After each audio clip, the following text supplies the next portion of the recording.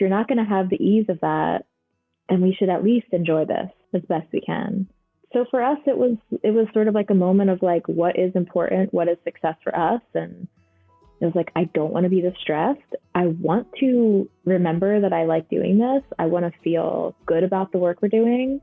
And we don't need all the money in the world. We just need like enough, you know? Most days that still feels like the right choice. Welcome to Imprint, a podcast about creating a home and life you love. I'm Natalie Walton, an interior designer, stylist, and best-selling author focused on an holistic approach to homes. Each week, I'm sharing insights and interviews about the creative process to help you enhance both your interiors and well-being, as well as provide you with the tools and resources to make considered and sustainable choices with all that you create. Hello everyone, welcome to Imprint. I'm excited to share my conversation today with Tara Mangini of Jersey Ice Cream Company. Some of you will be familiar with her work with Percy Bright, who is her partner in both love and life and business. And together they have embraced an unconventional approach to designing homes. Basically, they move into the home for sometimes up to a year at a time, and they embrace a very intuitive approach to the spaces that they create. They're very hands-on, and they work just the two of them together. And while it is certainly not a fast way to create a home, these are homes very much created in a timeless and classic way. And I first came across her when I interviewed her about 10 years ago for a magazine. And the feature that I wrote about still holds its own. It still feels very much like it could have been completed last month. And that's a testament to them and their work and their design. And they have recently got a TV show that is on the Magnolia Network in the US and North America, and it's called The Story of Home. So for those of you who are in those territories, I encourage you to go and check it out. But in the meantime, I hope that you enjoy my delightful conversation with Tara Mangini, and I'm so excited to share it with you today. Hi, Tara. I'm so happy to have you here on the podcast and to chat with you about your work, your creative journey, and all the things. So I always like to kind of start at the beginning and just kind of get a bit of an insight into, you and your childhood, and if you had any inkling that you would be doing what you're doing now at this kind of chapter in your life. So maybe you could give us a little bit of an insight into, where you grew up, maybe the type of home that you grew up in. Was it a creative home, or, was it completely opposite to what you're doing now? I'd love to have a little bit of an insight into the young Tara. Sure. First, I just want to say hi. Thanks so much for having me on. It's really nice when someone wants you to just talk about themselves for an hour or something. So I'm always happy to do that. Okay, young Tara. I think I have three brothers, and my older brother especially, was sort of like obviously the one I was following. So I think growing up, it was almost just, he was kind of like very smart, more of the like math science person. And I think just, I don't know if it was in me or as a reflex just to be different. I was like, great, I'll be the creative person, So I think young me was drawing and singing and dancing and doing stuff like that. But I don't really feel like I grew up in a time or a house where that really seemed like that would be a job. I definitely didn't have any role models who were doing anything like that. That was not really on my radar at all. So it was just kind of like, I mean, I definitely remember being, like a 7-year-old and being like, I'm going to be a Broadway singer. But it was like, okay, whatever. Um, and then, yeah, as I got older, I really didn't think about doing anything creative as a career. It was just not anywhere in my mind or life, or no one at school was suggesting it. It just wasn't a thing. But I mean, I guess I was like, I guess I'll study English. That feels like the most creative thing, like I just really didn't know. Um, so it's possible to go back in time and pick out pieces and make the story make sense, but I definitely didn't see it coming, for sure. Yeah, I studied English too, so I can relate to that. Yeah, you're like, that's close. Yeah. And so, what about then in those later school years where you're at the point where you start having to make a decision about what you're going to do after school, maybe college or after college? What was on your um, not periphery, but like what were you sort of thinking about at that point? And then how have you then transitioned into this world of, working on homes? And we'll get all into that in more detail, but I'm just kind of interested in that journey of sort of like the sort of late teen time and early 20s, where you're sort of starting to think, what am I going to do? Yeah. I really think I had no idea. I went into college as a communications major, which feels the same as English. It's just like a broad word that we don't know what this means, but it's not math or something. I don't know what that is. And I started doing that, and I felt really bored. I was like, this is not it. Um, and literally, what happened to me was that our school had a visual communications program, and I saw that meant you got to take some art classes. And I like clicked a button. I was like, I'll do that. That's great. A little bit of whatever communications is and some art stuff. Cool. That sounds good. Clicked on it, had like no idea what I was doing. And it just ended up that my school had actually like a really good visual communications program that was more like, advertising, graphic design, photography, that kind of thing, as opposed to fine arts. So I started out just doing fine arts classes, and, it's like drawing 101, all that kind of stuff. And at some point, you have to make a decision. Are you going to apply to the program? Or are you going to just be a fine arts major, or just kind of quit this altogether? And it was really just something I just fell into, like, thank God, and had made some friends who were like, try the program. Like, my definitely instinct would be not to do it. That sounds a little bit scary. That feels like kind of rules and computers, and I'm not really that person. I won't do it. But luckily, I had some friends who were like, you should try. You should just you put yourself out there and try. And then so ended up in this really tiny art program that I just think really opened up this whole. I didn't even know this was a possibility. I didn't know what a graphic designer was. I didn't know like any of that. None of it was just anything in my life.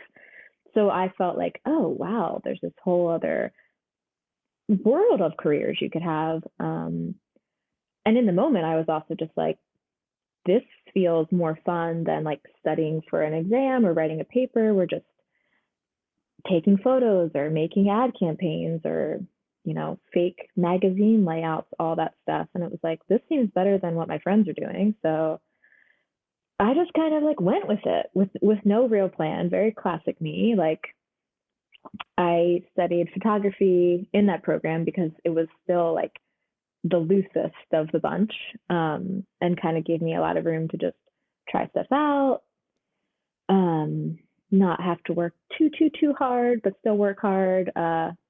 All things that really still resonate with me. And kind of just graduated like not really knowing what that would mean. I mean, having a photography degree is still sort of like a question mark. um, I feel like this answer is going to get like 45 minutes long, so I can't tell if I should cut off. So then at what point then did you so you were dabbling in this course, doing these different subjects. So then what though? And did you have any pressure from your family of like, okay, now Tara, it's time to go and get a real job kind of thing? Or were you more free and loose than that, I guess, in that kind of creative sense? I don't really think I felt that pressure. I had gotten an internship at some point in art buying, and that was like, that became like, I guess that's what I'll do. That seemed like I had a stepstone to that. So, I was applying for jobs like everybody else after school and trying to get like a real job that would pay me a salary and all that good stuff. And like managed to do that quickly enough that like there wasn't the sort of like, what are you gonna do period didn't come till like down the road. Because I started out sort of, I had a job. I had a job in New York City. I went to an office. I worked all weekend, like the classic, trope. It was in advertising. It was really exciting at first. It got really miserable at the end. It's just all that stuff. But everybody had a job and everybody hated their job and everyone was young and everybody was just on IM all day being like, this job's too much work, but somehow we're just chatting away all day. And still at that point, it was like there was still no plan, and there was a feeling of like, this probably isn't it, but I don't know what it is. It's just probably not this. Go ahead. Yeah, no, I was going to say, so when I when I first came across you, and I was just trying to like do a quick math in my head.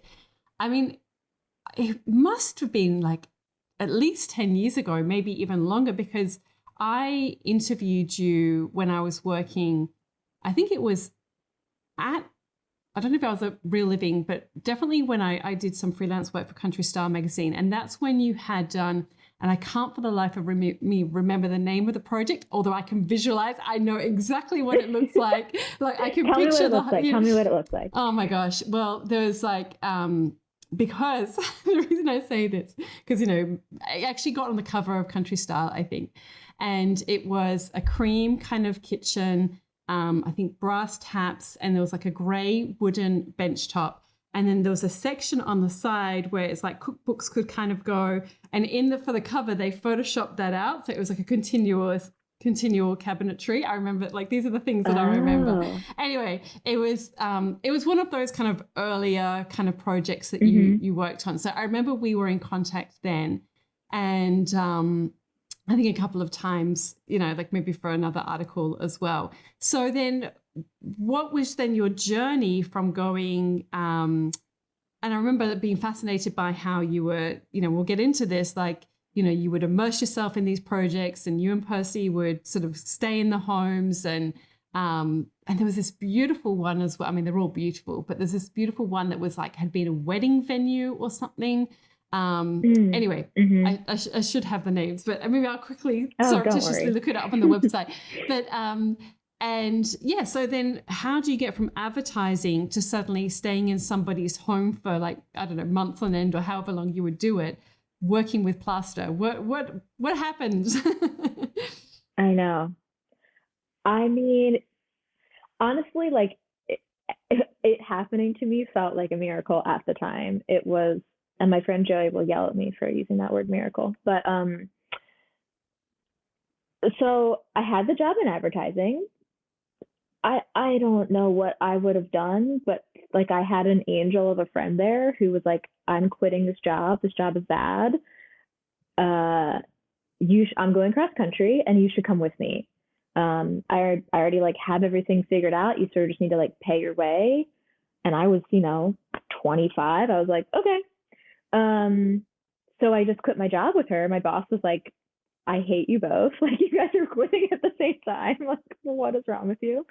And we went cross country, and we were both sort of in that mindset of like, is it New York or is it somewhere else? The classic.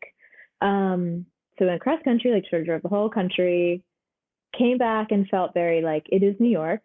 And even though the story would make no sense with that tidbit. But then I came back and it was like, I'm living in New York. I was working at like a vintage dress shop. I was making, like $15 an hour. Needless to say, I had to leave the city because I was just living on a credit card after some point. And then I moved to Philly because it was like cheaper, close to my family, and I was just waiting tables there. And I was feeling very self-conscious. I really like waiting tables. Like I'm good at it. I like it. It's fun. I was just talking to my friend. We're like, that is who we are, like at our core. Like that feels the most true of me. But I felt like a little bit of a failure at the time. I definitely remember going to dinner with friends and doing a lot of entertaining to try to like cover up for the fact that like everybody else had a real job and I was doing this and I had like no plan. All I knew was that I really felt my soul dying in an office, and I really felt like that wasn't for me. And I just didn't know. Everything I wanted to do was so lofty. It was just all my same childhood dreams. I was like, I want to be a singer. I want to be a writer. What do I do? Like, these are not easy jobs to jump into. And I really had no idea. I didn't know what to do. I got a singing waitress job. I was like, maybe I will try to sing. I mean, it was just one of those feelings. And I thought, I'll probably be a waitress forever. Maybe I'll manage the restaurant. That was kind of where I was at. But lo and behold, I met Percy. He was in a very similar spot of like, I don't know what the heck I'm doing with my life, but I bought this house and I'm fixing this house up, which was like completely insane. Like we were young and broke and like just getting margaritas every night. Like that was what was happening. And then he like owned this house, which was so strange. But he was like, yeah, I'm fixing it up and I want to go to flea markets and buy stuff. And I was like, oh, I love going to flea markets. I love going to flea markets buying one little old photograph for 50 cents. That's kind of where I was at. And it was like, we're going to go and like buy furniture for my house. And so we went to Brimfield. Then the whole story begins. It's like we went to Brimfield, we started buying vintage furniture. It was like feeling that out of like, I like this. Do you like this? It's $50. Oh God. Like such a tiny kernel of the beginning. Found the Jersey ice cream coat stamp, like all the things happened at this first flea market. And then it just really grew from there. So how long ago was that approximately? How long ago was that? That was like 12 years ago. Yeah. I just found actually the kitchen I was referring to is the old Chatham farmhouse. I'll link to it in the show notes. Yes, I knew it. The kitchen. Yeah. The chopping wood. Yeah. The timber cabinets. Yep. I had to like, it was like the itch I had to scratch to find out, like I knew. Okay, so 12 years ago. And so where did he have his house? Was that in Philly? Mm-hmm. Yeah, in South Philly. Okay. And okay, so and then you were still working while helping him do up this house? Totally, yeah. I was definitely still waiting tables, and even that, like at some point we were like had an Etsy shop, then we kind of started to we like sent our work out to Design Sponge, which was really like the first, let's see if we could maybe trick someone into thinking we're a designer moment. And then when they published that, it really felt like we got a tiny job fixing someone's kitchen up or like putting in some closet shelves. It's like the beginning. But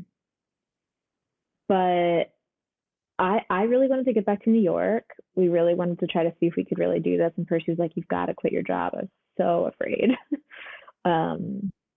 because it just felt so crazy still, like to take that leap. And I remember like the same cycle happened again where it's like I tell my boss I'm quitting and everyone's like, we'll see you back in a month. Like no one thinks it's gonna go well. The boss thinks, what a stupid choice. Everyone's like, oh God, these two idiots. And everybody was nervous. I'm sure my parents were nervous. They're like, oh God, what are they doing? Like, they're selling ribbons on Etsy for like $10. Like, this is not good, guys.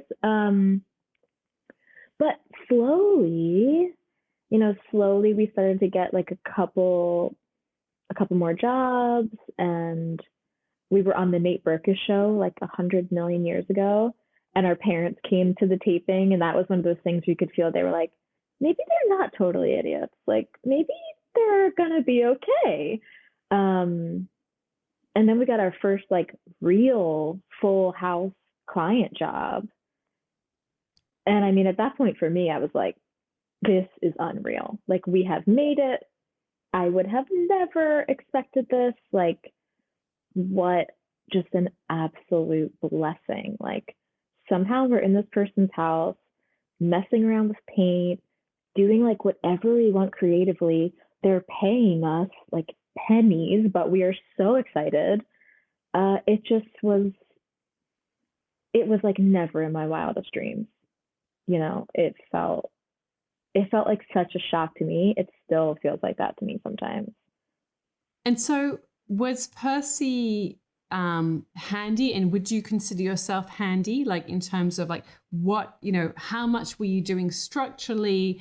And, I like, I'm guessing that this is kind of pre YouTube having every single tutorial that you can imagine on there. Like, Mm. how did you learn to do all this stuff?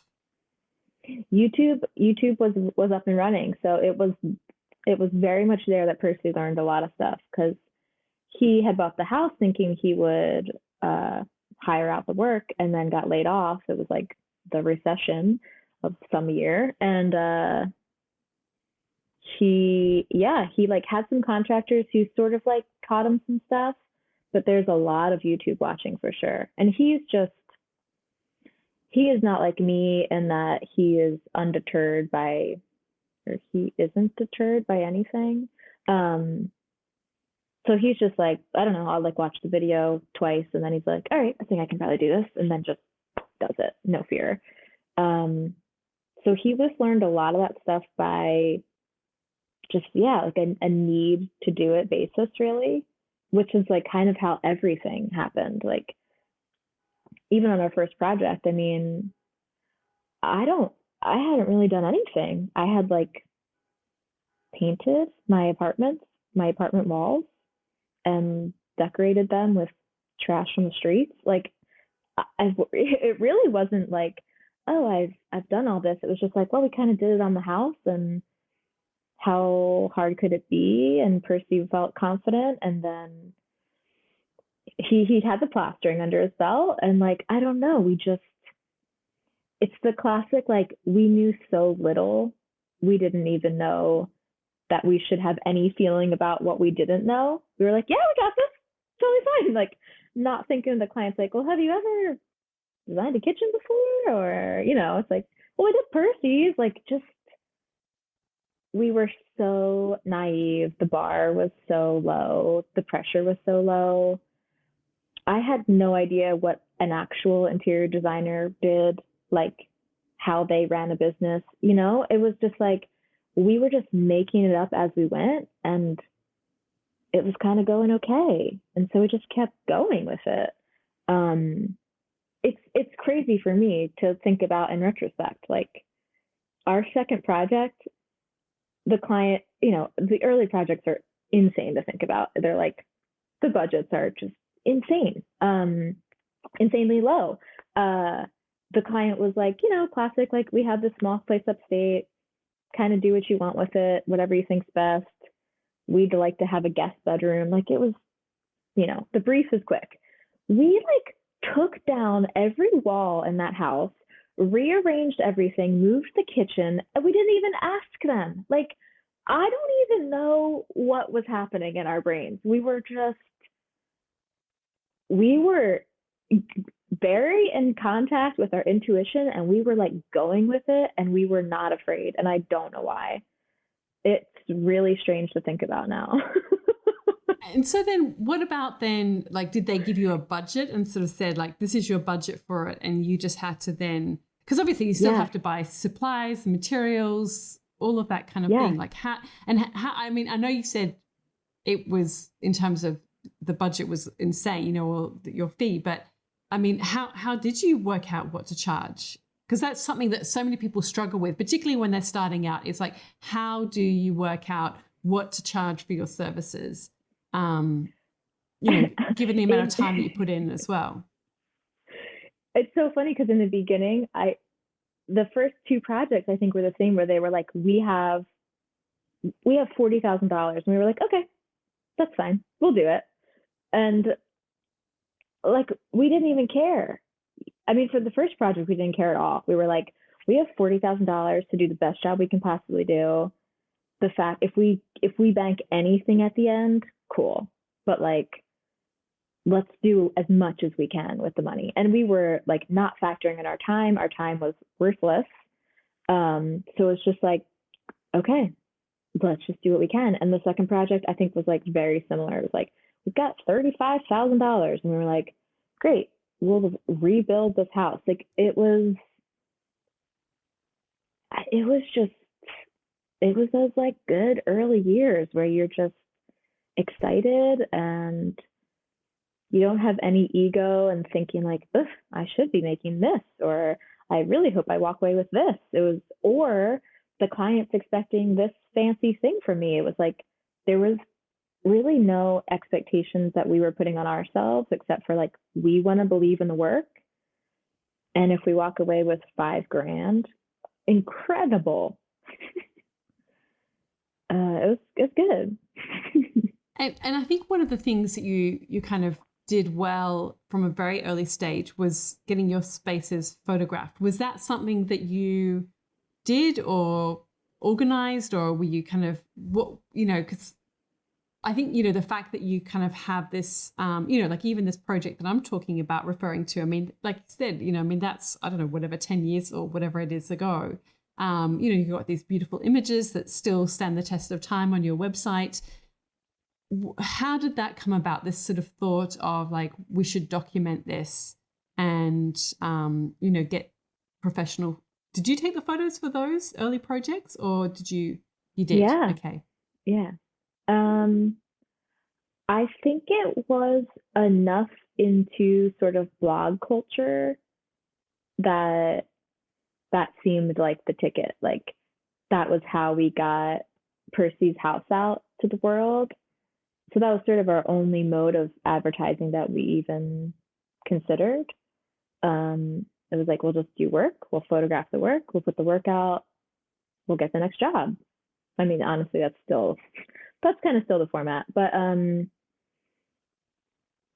I don't remember thinking a lot about it. I just kind of remember doing it, and having those moments of like, isn't it so great that I studied photography so I could take some photos, and like, it's a perfect world, everything's full circle, like, very, it's all meant to be feelings. And like, oh, how nice that we actually also did graphic design so we could like make ourselves our website. Like, there was a lot of feeling of like, weird, we sort of have a lot of things we can use that we need to cobble this together. And were you using plaster finishes in those early projects? I think you were, weren't you? Kind of ahead of the Yeah. curve, in the sense of like, obviously now, it's such a big thing. What inspired you to use that as a finish? And yeah, I'm just kind of curious, did you have to get buy-in from the homeowners, or were they just like, do whatever you want? Mm.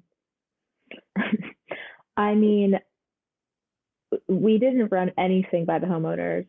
Uh, they didn't even know what was happening, but I'm sure they were pumped when they saw it. It was something that Percy's mom's friend's son worked for the company that did the plaster at Anthropology. And it was like, hey, I mean, we were still broke. So it was like, you could get a job doing plaster with them. And we were kind of starting to get the inklings of maybe we want to do interior design. And we were like, if you could learn how to plaster, and then we could use that in our projects, that'd be really sweet. So he worked with them for like a year or two, just like traveling around, going to like Texas and doing these like enormous anthropology stores, just plastering, getting all that practice in. But I remember we did the bedroom in his Philly house was like the first time we did it like at home. And he was kind of like, okay. I have no idea if I saw those walls today, what I would think, but that was like the first time we did it. That was the very first project. And now I feel like that's, you know, such a big part of what you're known for. Can you sort of then share, obviously, you know, that was sort of my touch point with you was then. And I mean, I remember listening to your interview on Beth Kirby's podcast and sort of, you know, as your journey was progressing. And I know you've sort of done courses where you sort of teach people. That's right, isn't it? That you sort of done that. So what about then now? Like, where are you at now in terms of, I mean, I saw that you're doing hooker green. Is that right? Yeah, or am I mistaken? We're in the middle of doing plaster for them. Yeah. Yeah. So, which is, you know, an amazing space that I've, you know, been enjoying watching that come to life. But how much, how much work are you doing, you know, in the process of like from what you were doing before, where you were like going and staying in places for a month or whatever it was, and, you know, getting this sort of free range, like how does it look different or similar to what you were doing, you know, 10 years ago?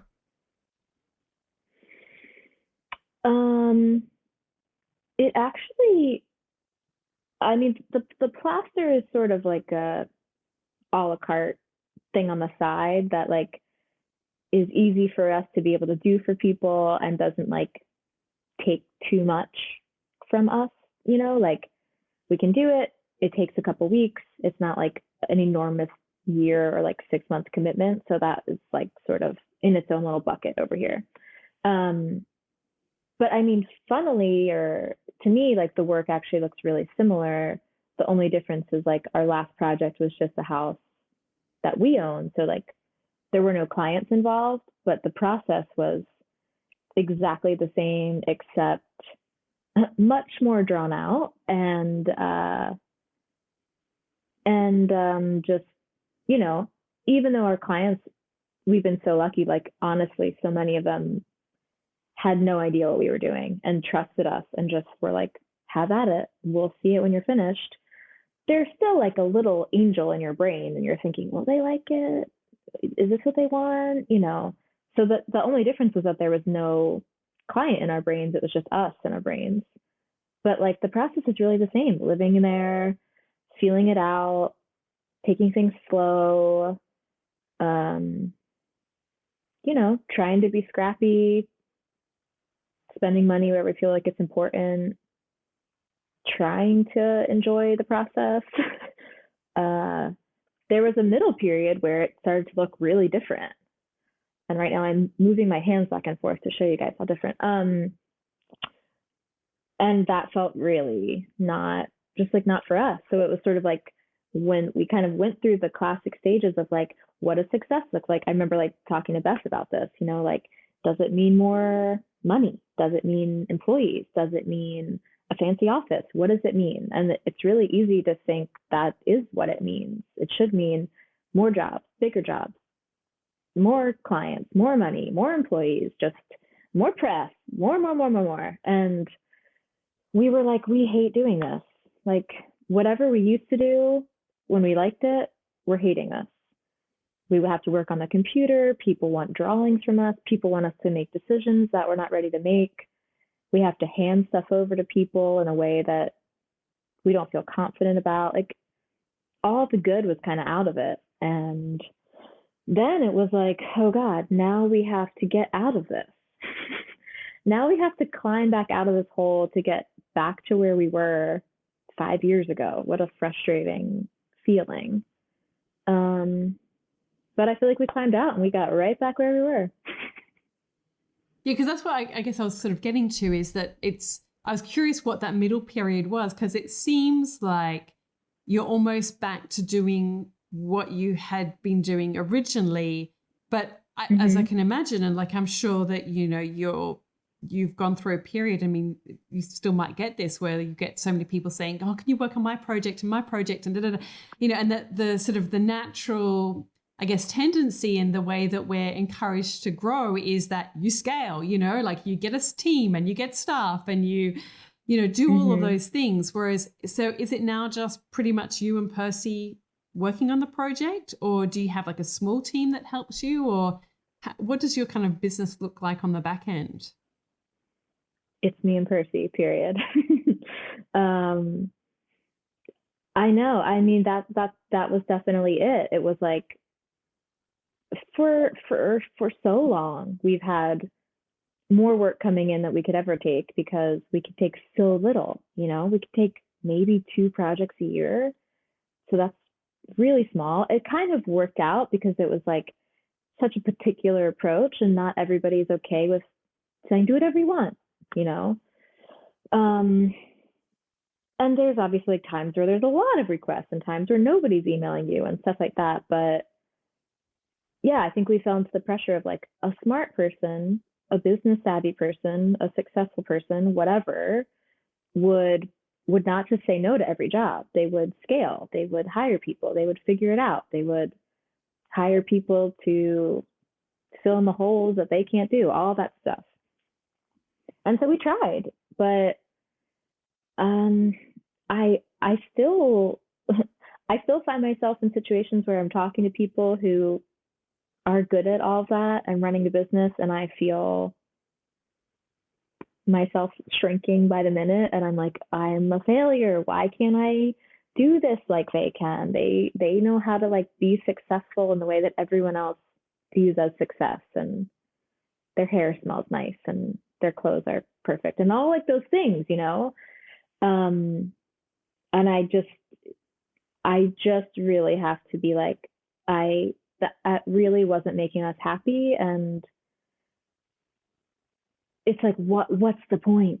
Like, why did we even try? Why did we go through all the agony of not just having a job that you go to and get paid and you have health insurance? Like, if you're not going to have the ease of that, then we should at least enjoy this, like, as best we can. um so for us, it was sort of like a moment of like, what is important, what is success for us. And it was like, I don't want to be distressed. I want to remember that I like doing this. I want to feel good about the work we're doing. And we don't need all the money in the world. We just need like enough, you know? Um, Most days that still feels like the right choice. Yeah, no, I think it's, commendable that you have kind of, really listened to that intuition within, or whatever it is within you that's sort of like saying, no, this doesn't feel right. And you're sort of pursuing, because I guess that's so often so many of us get into creative careers or jobs or whatever you want to call them because we love what we do. And then sometimes you can get so far removed from the thing that you love that it's like you don't even have Right. that anymore, so you might as well have gone Right. and become an investment banker or something. It's like, Yes. It's like, oh, you're just doing emails and having meetings. Like, it's about something you like a little bit more, but is it yeah, that's how it felt.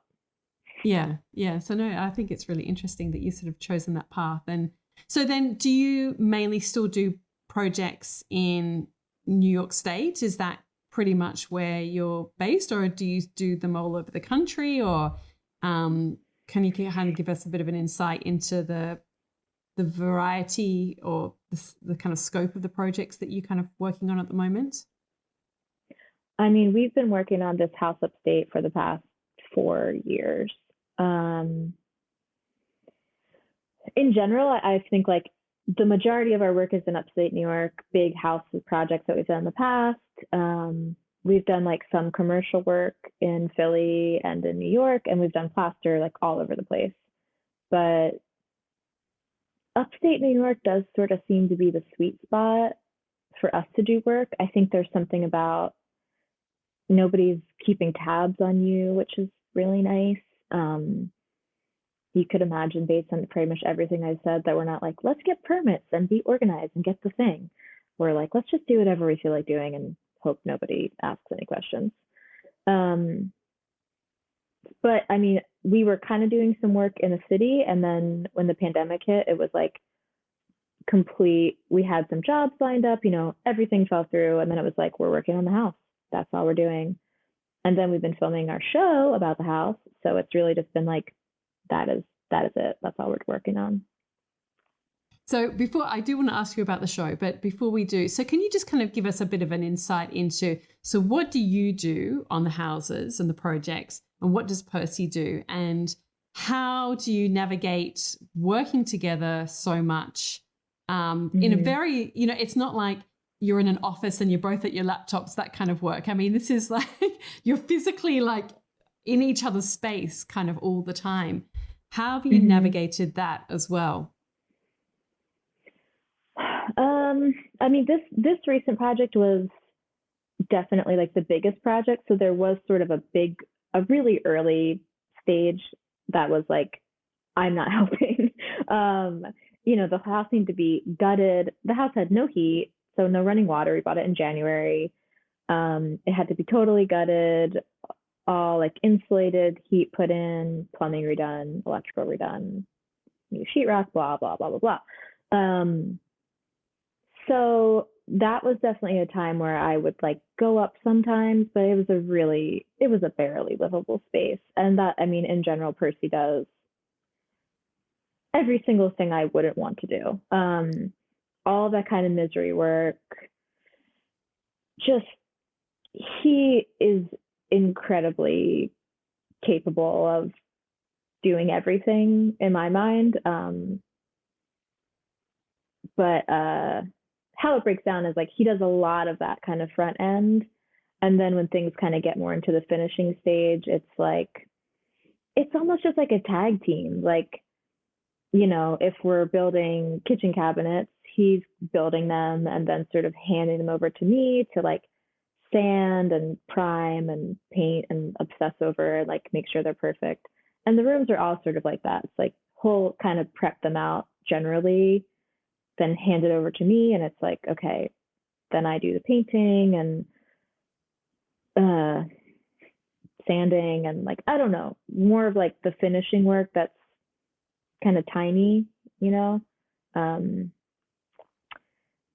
it's just like a constant like back and forth. It's like, what are you working on today? What are you doing? It's like, well, I really want to paint the bathroom this week, so if you could like fix that trim over the door, I'm gonna paint it, and I don't want to have to like caulk it twice. And I got the lights in, let's see how the lights are. I don't know, it's just sort of like he does a ton.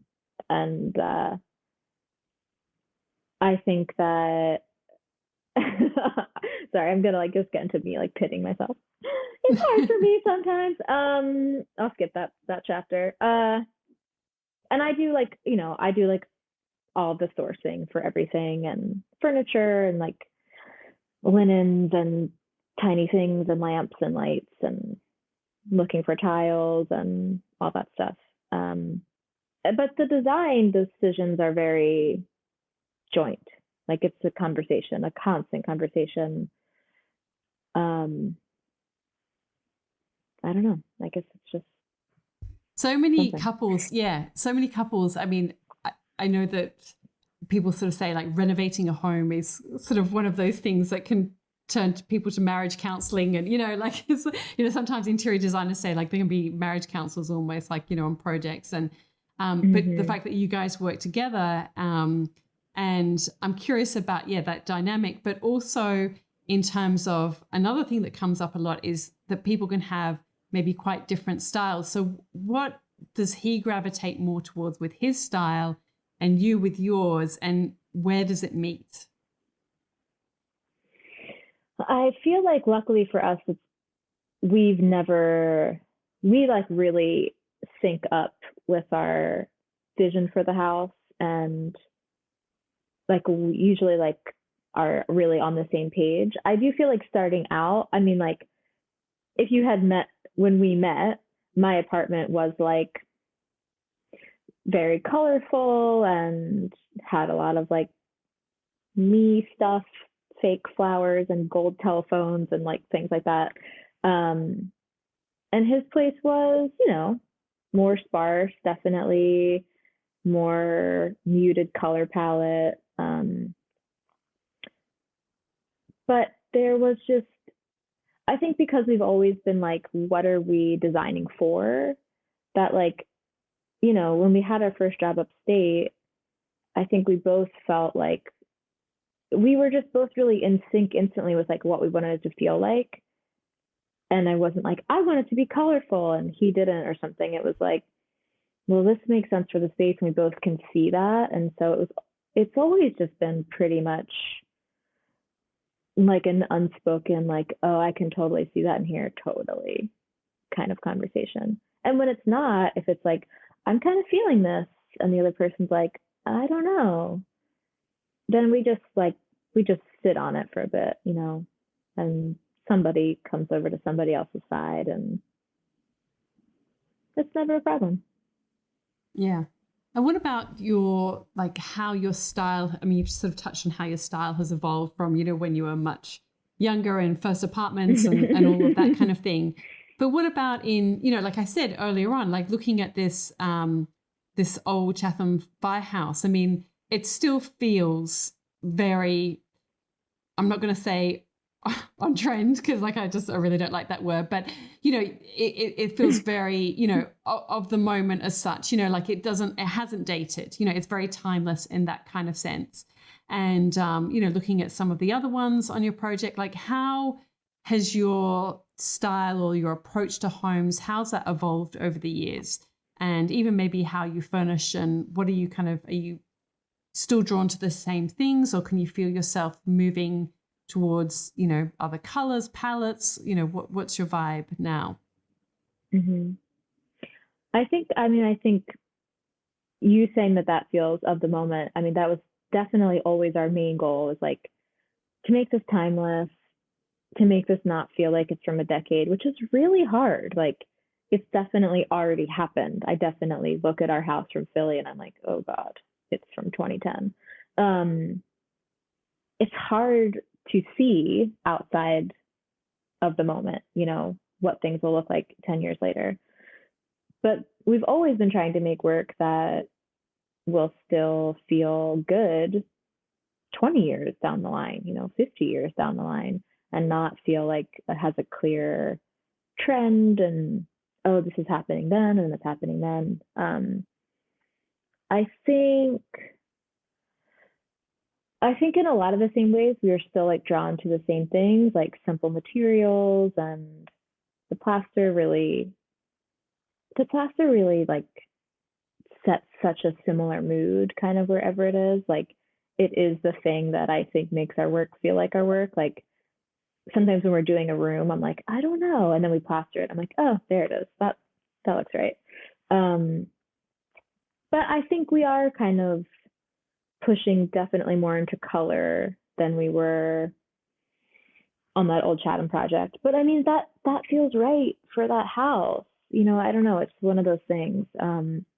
But we were just super inspired by a trip to Sweden that we took for a job.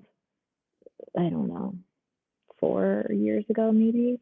And that really opened up like this whole world of tempera, which just opened up like a whole world of color. And then just all of the like Sweden inspired interiors they're really bold. Like they aren't just modern farmhouse plaster, like simple. They're like, they go for it.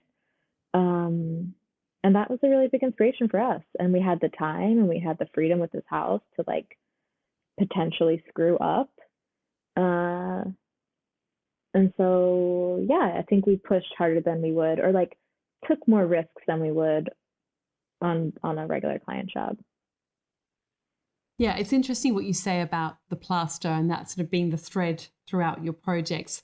For those of the listeners who haven't used plaster in their homes, like, can you kind of just give what you love about it and what it adds to a space, and any insights into the material itself and why you keep using it. Yeah. I do feel like it's really transformative. I mean, it's funny because we just did the plastered Hooker Green, and so like we showed up there and the house is like finished. Like the walls are painted. It's completely fine to leave as it is. And my instinct is like kind of like, is it fine? Like, should we even do this? It looks pretty good already. Like, you know, there's always that part of me that wants to leave things as they are. But then it's like you put the plaster up and it really just transforms like the light in the room. It just goes from being like flat to just alive. And I don't know. It's like I'm never sick of it. I'm never like, ugh, another plaster wall. It's like it's always just each one is unique. It's just beautiful. It just adds something that makes decorating the rest of the room just so much easier. And it's like it blurs the edges. It's just, I don't know. And it's nice. Like it feels nice. Like the product is really modest. It's just like this dry plaster, and we like mix it with pigment and water, and we mix it up, and it's not, it doesn't smell bad. I don't know. The whole thing, it feels the same to me as the tempera, where it's just sort of like, it feels good doing it. It looks good. It all sort of, I don't know. It's great though. And so what about the tempera? Tell us about that. Okay. So the tempera, when we went to Sweden, our clients there, they were like, I really feel like we should stop by and like check out these tempera pigments. You know, if they're in town, maybe we could use them for the plaster. Sure, whatever. So we go into this woman's studio, and she has like just like a string of all the samples up, and they're just really beautiful colors. Like they're all over the place, but they work together. You know, it's just like in this tiny little like hut in Sweden. It was just sort of like, okay, I'm pretty into this.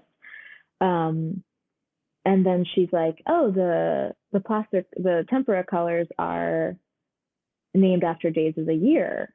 And I was just like, I was completely in. I was like, I thought so much about doing a paint line and how I would do it. And I always was like, I want it to be percentages and then like the colors, not like just this and then this, you know, kind of like a all over the place. Like it's midnight blue from 0 to 100. That's the thing. And that's the system. And then this like days of the year thing, I was like, it's perfect. It's so perfect. And then like learning more about it, it's like the same sort of thing. So it's just pigment, egg oil, linseed oil, and water. You mix it up. It's like it goes bad in the fridge. It's like one of those types of things. You can throw it in your compost pile. And it's just got that same feeling to me. Like when I mix it up, I'm just like, whatever my body likes about this, it's happening. I can feel it.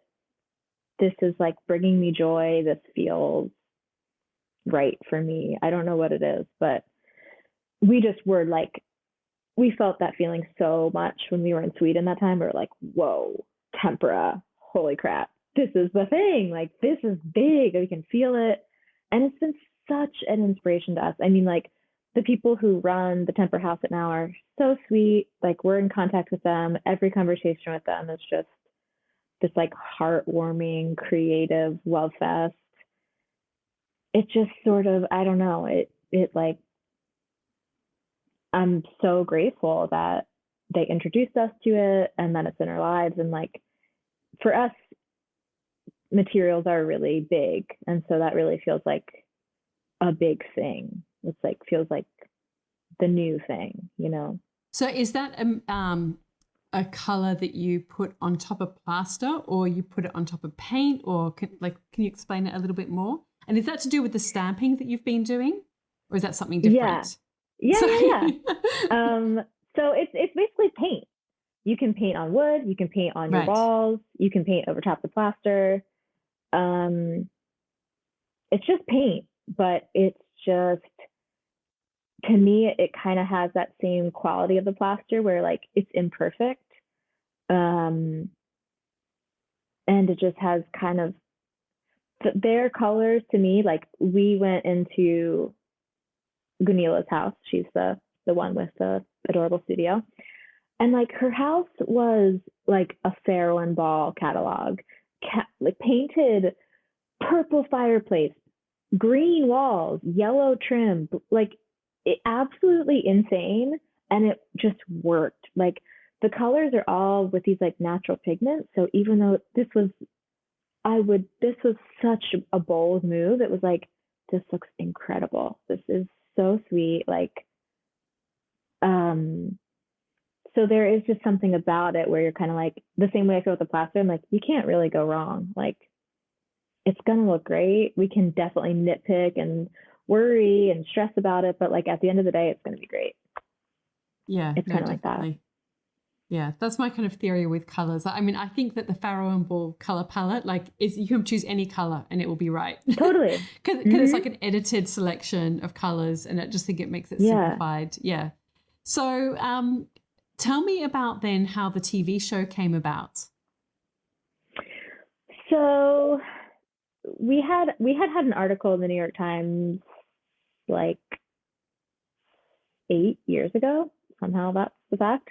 And after that, a lot of people reached out about doing TV, and we had enough bad experience with that to be like, we're not doing TV. It's not for us. We can't like fit into this format that they want us to, which is like 12 renovations in a season or whatever the heck. We're like, have you seen us do anything? That's not going to happen.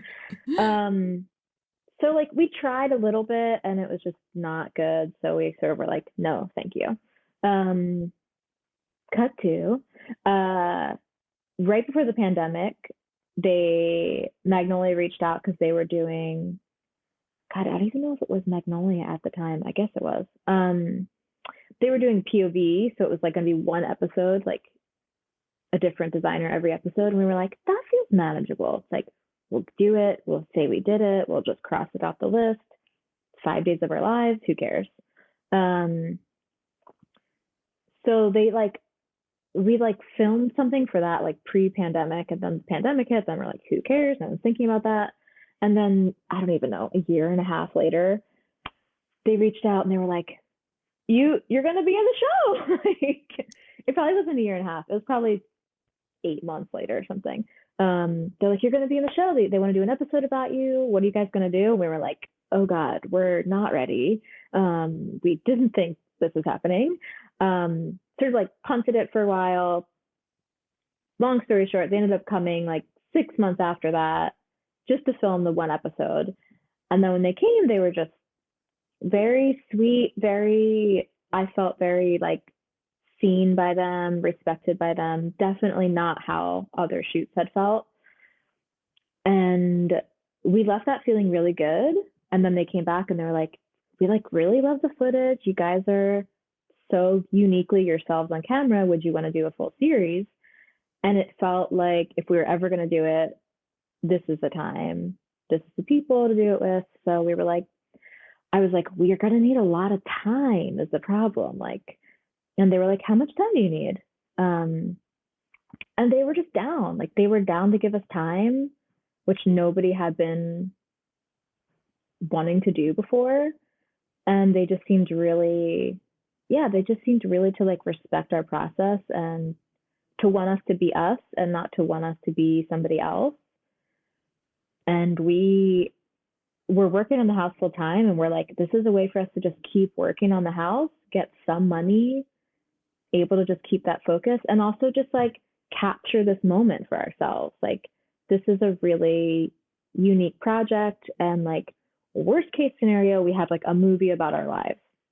Who cares? Let's do it. So that was like my birthday 2 years ago or something. And then they've been filming us since like last July, so it was like 18 months, I think. And I mean, it's a weird process, but it was a really small production, so it was like pretty chill. And they really let us kind of like set the pace and dealt with us needing 1,000 extensions. And I feel like we were in really good hands where they let us really voice our opinion a lot, which obviously we had lots of opinions, and I feel like they tried to listen to us the best they could, and definitely pushed us to work harder than we ever would have. I don't think we'd have ever finished the house without the show. But yeah, the whole thing's just sort of been a whirlwind the past couple weeks, for sure. So have you watched it? Yes. I feel like unlike most people, we pushed so hard that like we literally finished filming on a Monday and then the show aired on Tuesday. So it was like there wasn't like a let's fly. It was like, okay, let's watch it. And there was just a really crazy crescendo of like working nonstop, filming it, then watching the show, and then just like a complete crash of energy, of like it's been very emotional. And are you happy how it turned out? I think I am now, yes. I think we just had to have kind of a period of, oh God, there's a show out. It's us. It's us in the house that we're currently living in, that we're staring at as we watch the show. Like it was a very, just like a weird meta universe moment where I felt really exposed and really critical of myself, you know, really hard not to be. But I think just having some distance from it now, I'm like, I like it. I feel like it's us. Everyone who watches it is like, it is exactly how you guys are. It feels so true to you. I feel like more than a lot of shows, it lets us get into the process, which is like really what we wanted it to do, to not make it look like another easy day, like to try to share to people that this takes time. We're learning as we go, the same as you are. We're struggling. It's not that we have like a magic wand and all the answers. It's just that we're dedicated to getting through the process of it, sort of, and have the luxury of the time to do that. And I feel like all that's coming across. So it feels good. Yeah. Is Magnolia with Disney? Is that who it's like? I'm just wondering in Australia. I have to look it up to see how people within Australia can watch it. I mean, it's a very international listener base for the show, but we'll have to see if we can find a few different ways that people can listen. Oh, sorry, watch it, because I would love to see it. So, yeah, I mean, I was saying even to my husband the other day. No, go ahead. I was just going to say, I mean, the other day I was saying to my husband, like, I would love to kind of watch some kind of home, like interiors kind of show, but so many of them are like, it's just not my cup of tea, you know, like it's not my, like I love interiors, I love homes, and it seems so hard for there to be a show that's not like, hey, and there it is. Totally. You know, like, hey, we just did this. You know, we've got this unlimited budget, or we've got this thing, or whatever it is. So, it'd be really interesting to watch, and just something that feels a little bit more real in some way, without sort of being, but still being beautiful and inspiring. And yeah. So, anyway, we'll definitely have to find. Now, I have to ask before I get onto the last little batch of questions that I always ask everyone. So can you just shine a little bit of a light on your process? I mean, you've touched on obviously that you are both very immersive and you go into these projects, but in terms of, I guess, more like your process of like doing the design of the home, I know so many people really struggle with decision making when it comes to doing their own interiors and having that confidence to make decisions. What are some of the things that you've learnt over the course of the years of doing, you know, a whole bunch of different homes? Like what have you learnt about the design process that might be helpful to others? First, I just want to say that we absolutely struggle. Like that is very real, especially in this project without the client, and sort of with you can do whatever you want. Like you could really do whatever you want. I felt totally overwhelmed. Like, I mean, it's taken us a really long time, and I think one thing that we always do is like we just give ourselves time. Um, I mean, it's like we probably didn't even start making any design decisions for a year. Just sort of, let's get this to a place where we could even start. Um, that being said, I mean, we're always looking for clues from the house for sure. Uh, I think again in this renovation, it was really interesting because like the upstairs was, we were kind of able to put it back together, like use the old trim, and the floors didn't need to get changed. So that had something to tell us. But the downstairs really just had to get totally redone. It had like tiny vinyl windows, and it was just like a no. Um, and so that needed like a whole new language for itself, and that was really hard. Like, it's like, what should the trim be? Oh God, what should the floors be? Where should the kitchen be? Where should the wood stove go? It is like an endless decision machine, as I'm sure you know.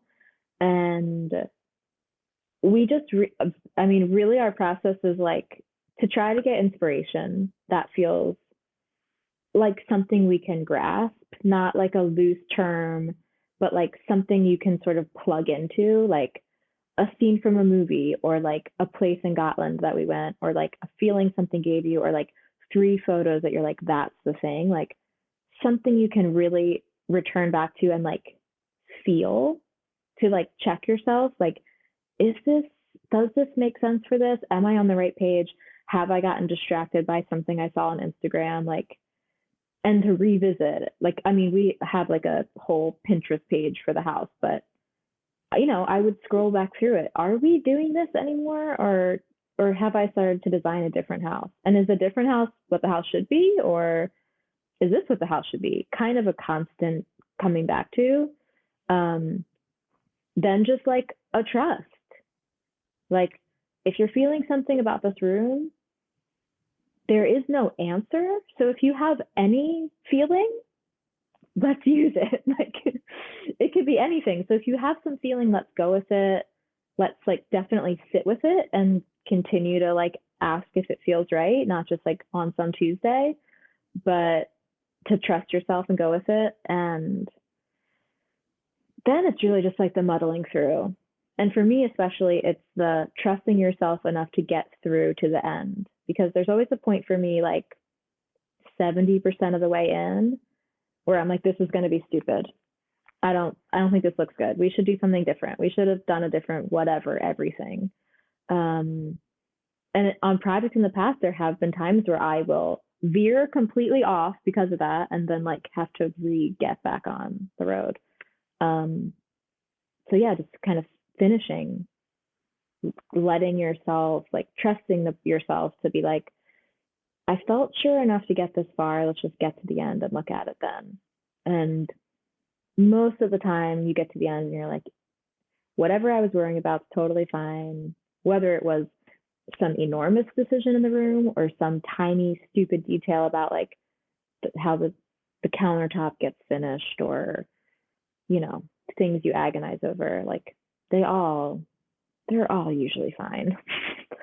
um but that's the process. It's very, a lot of like in the moment looking at things. Percy like cutting a piece of trim, kind of holding it up. Should it be this big? Should it be the 2-inch piece? Should it be the 1-inch piece? Just kind of like just plodding along. Yeah, so I'm taking it, and I love that. Like, I love the fact that, very much like with your business, you've kind of taken this slow approach of, no, we're not going to like super speed our business to this next level. We're going to take our time, do what feels good. And it's like you use that slow approach for your homes, which I think so often we're in a hurry to like, like we've got to renovate this in 6 months. And I know that time is money as well. Like, I know that can be the case sometimes, particularly if you've got contractors on site or whatever. But there is also this like, there's value in taking your time as well to make decisions, whether you can do that ahead of time before you start a project, or whatever it is, not being in such a rush to kind of rip everything out and quickly do everything. And so, yeah, I think that's beautiful. And I was going to say, I mean, I take it that you're not like using project management tool. I mean, are you using things like CAD or anything like that? Or it's more like, instinctual in real life in the moment? Yeah, Kind of no, it's envisaging. nothing. Yeah. It's like a wallpaper sample on the wall and like a box of lights upstairs that I've like sort of bought with the house in mind, but have no idea where anything's going. I mean, it's almost to a detrimental point at this point. Like I think I could probably get a little more organized and like plan ahead a little bit so that at the end of every project we're not like, oh God, we don't have a coffee table or a sofa or a light. Like it's stupid sometimes, but yeah, it's very if someone had to come in and pick up halfway, that poor person, because there's no map. Well, it's very organic and it's obviously working for you. So, yeah, I don't think you should be trying to change it up too much. Maybe just like a tiny tweak. Yeah. Maybe. Now, before I get into those final questions, sorry, there is one last thing I did want to ask you about, which was Instagram. I mean, obviously, it's such a great tool for marketing, and it's something that I often ask guests on the show, because I think that it's something that there's so much inspiration, but also so much overwhelm with Instagram. When you've got a business, you're sort of you're selling a product or service. It's such a great marketing tool, but it can also be such a great time suck. How do you choose to show up on Instagram? What do you choose to share? Do you try and have a level of consistency with it, or, what's your approach? I'm just really curious, particularly given that you do, like create with such integrity and in a very way that feels authentic for you. So what feels good for you with Instagram? I mean, the Instagram thing is such a whole conversation that I've had with so many creatives, and the agony of it paired with the like, this is sort of how I got my whole beginning. It's an interesting relationship. Mine is very much like everything else. No plans, no method, no schedule, no anything. At most, just like a guilt level that builds up where I'm like, I have to post something. That's really the only like metric that's working. But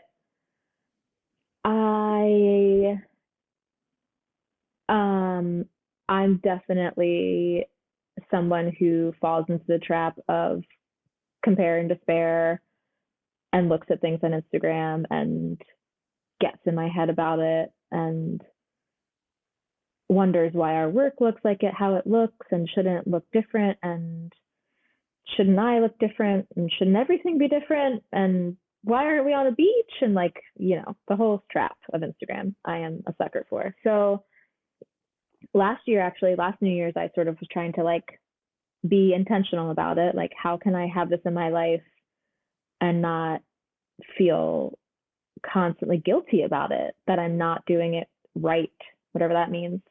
So at the time, it was sort of like the intention was to post once a week and then to this like be free of the guilt, sort of like flossing, just like, you did it, now you don't need to feel bad about it. I definitely don't do that. I barely post anything, especially with the show. It was like, are we supposed to? I don't know. I don't really want someone like lawyer to call me up because I don't think we're supposed to post anything. I kind of just try to post something when I feel like I have something I want to share and something I want to say. And so no one thinks we've completely dropped off the planet, but it's I feel like people are very, very sweet and supportive to us. Like, I don't have a negative relationship with it in that way. Like, no one, I do feel like whatever community we have in there is like very kind and loving and nice. And sometimes when we're upstate, especially, it's actually like, I do feel that helping me. Like, okay, some people are cheering us on up here because we feel pretty isolated.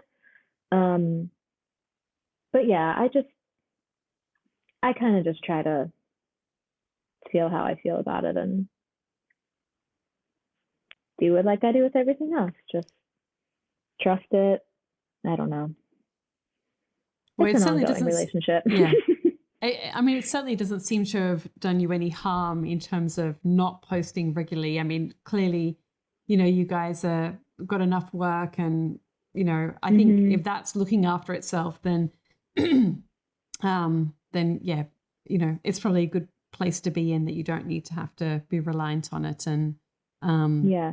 you've got enough to sustain you, and yeah, all of that comes with it. So yeah. All right, well, But let's it get is into real. I mean, like, oh yeah. So go. I just want to say, I mean, people have reached out to me and been like, I'm starting a business. What should I do with Instagram? How much should I post? What days should I post? All this stuff. And I'm like, oof, I don't know. I mean, I think people really can fall into a trap. It's hard because it ends up being your only advertising source, especially if you're really like selling goods. I think a lot of times it's really tough because you're like, if I don't do this, I'm just like shouting in the woods or whatever. Um, I don't know. I do just sort of like hope for. I've talked to enough people who are like, I sort of feel trapped, and I'm curious like what happens next. Mm. I do We'll think see. that it's the whole landscape of it is changing and evolving. And I don't know, I think that we're going to start to see some different things happening. I mean, I'm not saying TikTok or anything like that, but like, I think that I think there will be, it's like, I think there's enough frustration with it that something new Mm-hmm. will evolve. I don't know what that is just now, but I think that, I mean, that's what I love about podcasts. I mean, obviously it's very different format, but the fact that you can kind of, I mean, I love listening to them. I love interviewing people, that you can get this insight into people's lives that's genuine and, heartfelt. Mm-hmm. And it's not about, surface stuff as such, you know what I mean? Like, which Instagram can feel very much like that. So it's a different way to connect. And I mean, podcasts are doing great. So I don't know, who knows what that next thing will be, but Yeah. I think we'll all be ready for it. Yeah, I hear you. I feel the same way. It's like, what will the change be? I don't know. Something. Yeah. Yeah. All right. I've taken up a lot of your time and I know it's getting late there. So I've just got these last questions that I ask everyone. Cool. So want to just dive into those. So just whatever first thing that comes to mind. Which 5 words best describe you? I was really hoping this would be one you skipped. This is a terrible task. Who can do this? I can't even bring myself to read what I wrote down. I'm sure that means something about me. I don't know if I can do it. It's so hard to say. You feel like you're bragging or you're like making yourself sound miserable or something. I can't. I Okay, can't well, do it. well, what would Percy say? What would Percy say? About me? Yeah. Oh, oh God, my whole body's in pain. Um,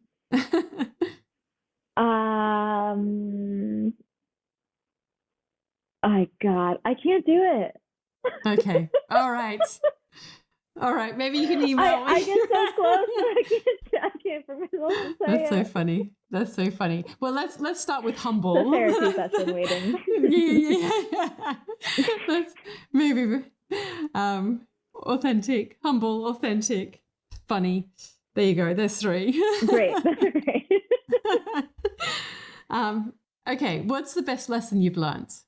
I think that for us, definitely the big lesson in everything seems to be like the power of trusting yourself. I remember when they came to us for the show, they were so like, it's really beautiful to see you guys are just so yourselves on camera. And we were like, well, how else would we be? I don't even understand what you're talking about, really. And I don't know, there was just this feeling of like, as much as you doubt yourself, you being me, if you hadn't trusted yourself, if you hadn't been you, if you hadn't done this process in this way that you guys do, like there wouldn't be a story to tell. And because you did all those things, even though people doubted you, or you lost money, or you looked unprofessional, or you could have done it differently, it was like this way that is true to you is like what makes it interesting. And it's like it feels like just like a children's book lesson, but I really like felt it that day they called us. I was like, it's because we're being us. Like, and yeah, that's a huge that's for everything, you know, like in all your moments of doubt, it's like what else would be better than me just being myself and trying to be true to that, and seeing the power of what happens when you do that has been incredibly rewarding. Yeah. I think that's also, I sort of was thinking before, like, it's interesting, you know, like you don't really do social media, you know, you do these really long projects, like you kind of doing everything contrary to what, like, you know, convention says this is how you should do interiors or homes or whatever. And yet I think it's for that very reason, because you don't do those things. I think that's the reason that you've had success. Do you know what I mean? And this is, I don't know if you've got my book, This Is Home, but I've got this book that I wrote, and it was really about trying to distill, like, what is it that makes a house feel like a home? And like I like went off on all these like the history of the home, psychology, philosophy, all these things, like trying to understand, like, why do we need a home? Like, why do we need to express ourselves in our home? And it's, you know, because it's so important that, like, that's where we can be ourselves, you know. And if you can't be yourself, and if you can't express yourself in your home, then it's such a disservice to you. But yet it's so hard to do. Like, for so many people, it's, you know, trying to create, you know, a home to impress other people, or a home that they want to resell, or what, you know, whatever it is. Like, you know, so many of these other reasons. And I think and I sort of was looking at like Maslow's hierarchy of needs and this self-actualization, like and that's kind of what you are, like what you do, like you're the truest expression of you.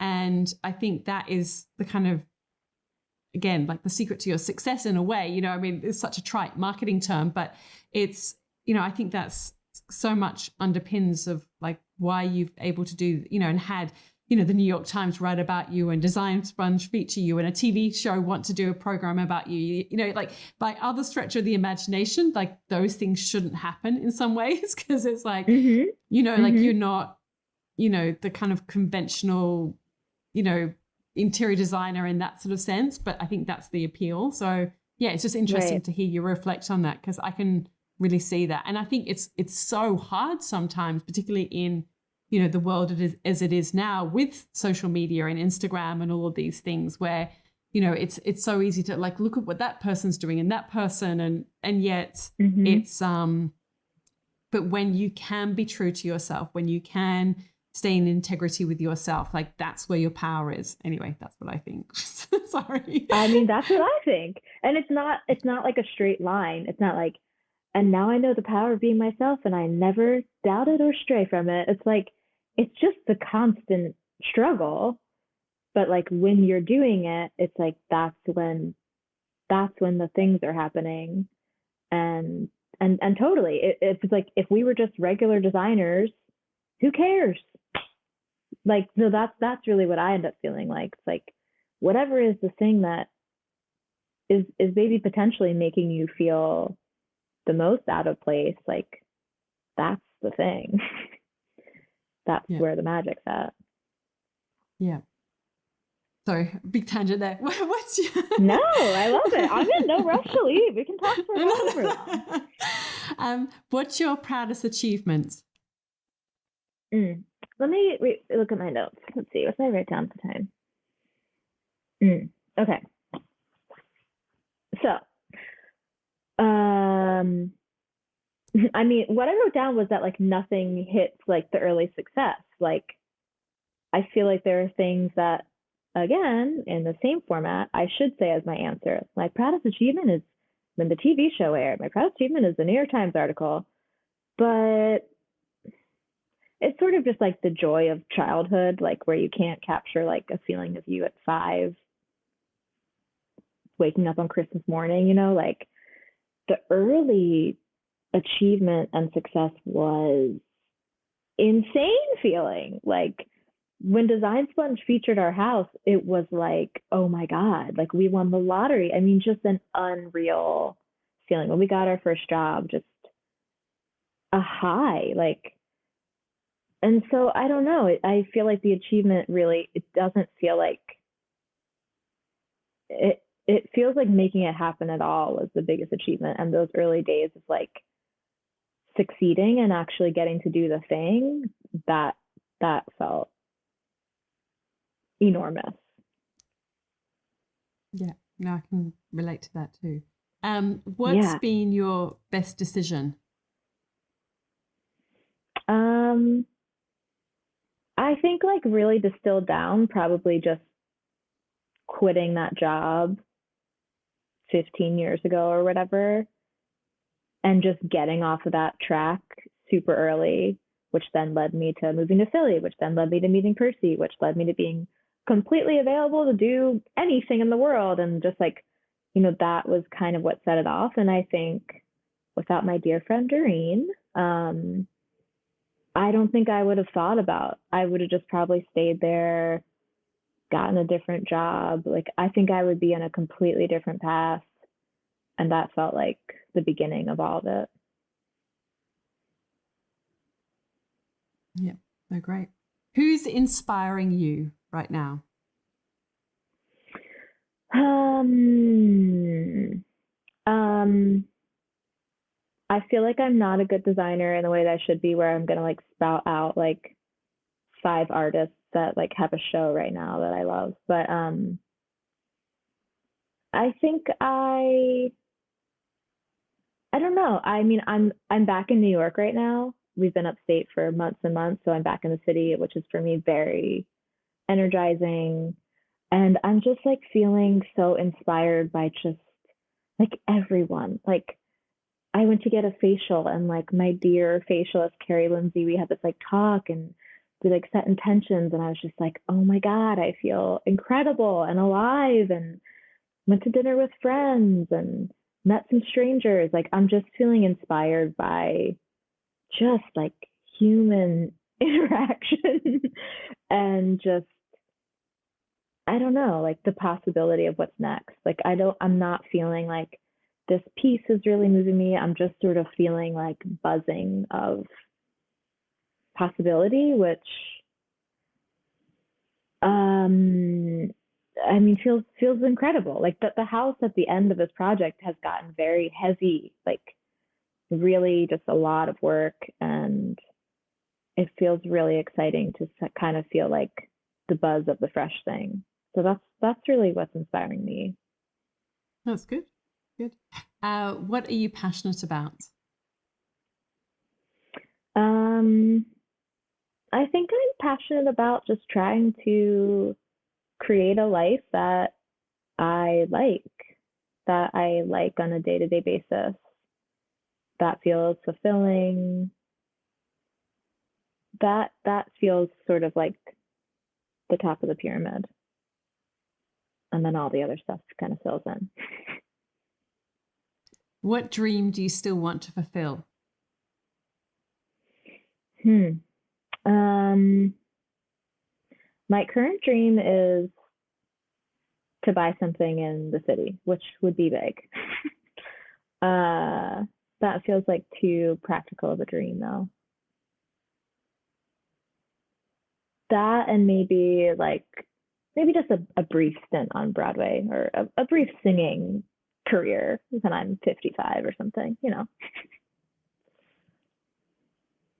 I love that you've still got that in you. That's that's so good. There's something in there you never know Sure. how it's going to come out. Maybe your next I TV show know, will I be a know. musical version of The Home. Probably. Yeah, I think Percy would be down for that. What are you reading at the moment? Like on your nightstand or your coffee table? What are you Hmm. reading? Anything? On my nightstand right now is Fleischman is in Trouble, which they just made into a Netflix show, and a copy of Jitterbug Perfume by Tom Robbins, classic. Um, Other things just to recommend for people. Pure Color, if you haven't read it, I feel like everyone's seen it. It has this really great cover with this big like green blob on it, by Sheila Heti. Highly recommend. Highly recommend trying to read it in like one long afternoon because it's short and it's weird, but it's really beautiful. And I think eaten in one sitting would be ideal. Also, oh God, what is it called? A Heart That Works by Rob Delaney. It's about his son that died. And it's just really beautiful. And I've thought about it a lot since I read it. And I've seen like quotes, and he's been doing talk shows. And yeah, it's also worth a read. Right. Also, I read The Signature of All Things by Elizabeth Gilbert, which I feel like people are like, Elizabeth Gilbert, really, dude? It's incredible. It's so good. It's a long, like, epic story that you can really like get into and like be in for a couple weeks.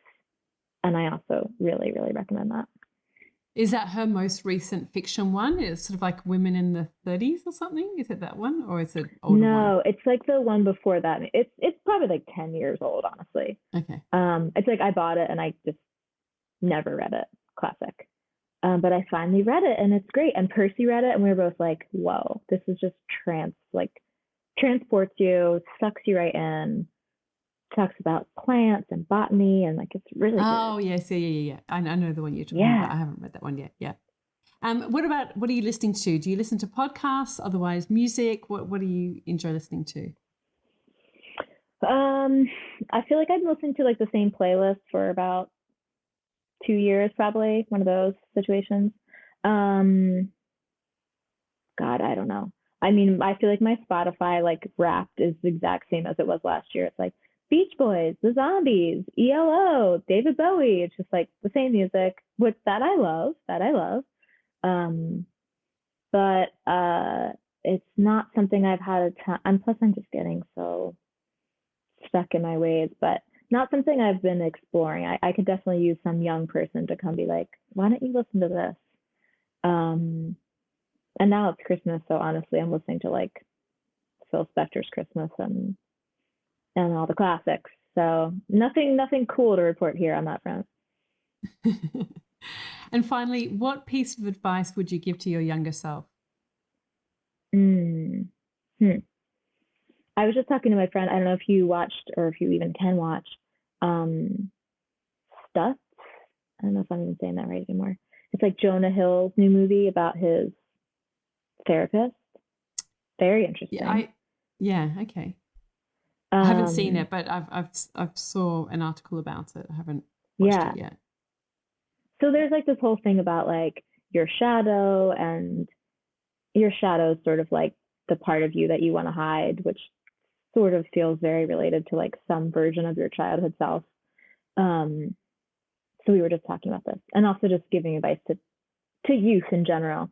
And the overall feeling was just like, I feel kind of like I was saying at the beginning, like I just feel like you don't realize that like your world is really small a lot of the times when you're a kid, because it's just whatever is around you, and a lot of times that's not that much. And like maybe it's what you're interested in if you're lucky, but a lot of times it's not. And it's like you want to just go up to like me, the kid version of me, or any kid, and just be like, there is so much, like there's so much out there, like so many more people, so many more things, jobs you've never heard of, like places you've never heard of, like however you're feeling right now, like don't even worry about it, like because you're probably feeling kind of bad and lonely and worried and clueless and whatever.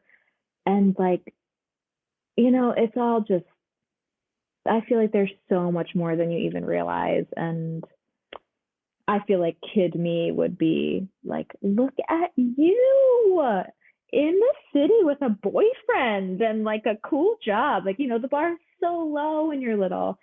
So yeah, I think I would just kind of give her a big hug and be like, don't be afraid to be a weirdo.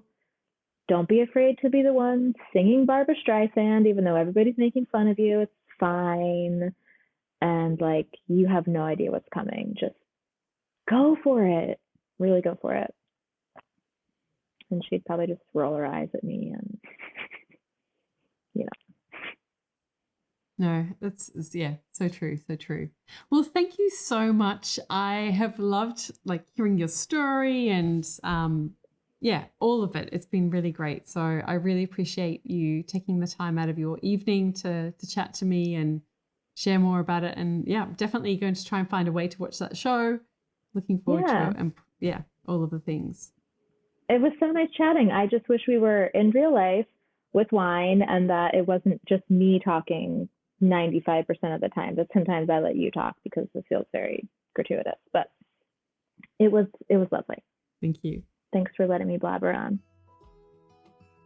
All of the links and info for this episode are at nataliewalton.com/podcast. Don't forget to subscribe so that you can get a direct download of the latest episode. And I really appreciate when you take a minute to rate and review, as well as share the love with someone you know who might benefit from this episode, or on social media. If you'd like to access a range of free resources, come visit my website, nataliewalton.com. Thank you to Jaeger Media for producing this podcast. And I would also like to acknowledge the people of the Bundjalung Nation where it was recorded, and pay my respects to elders past, present, and emerging. I look forward to connecting again soon. I'm Natalie Walton, and you've been listening to Imprint.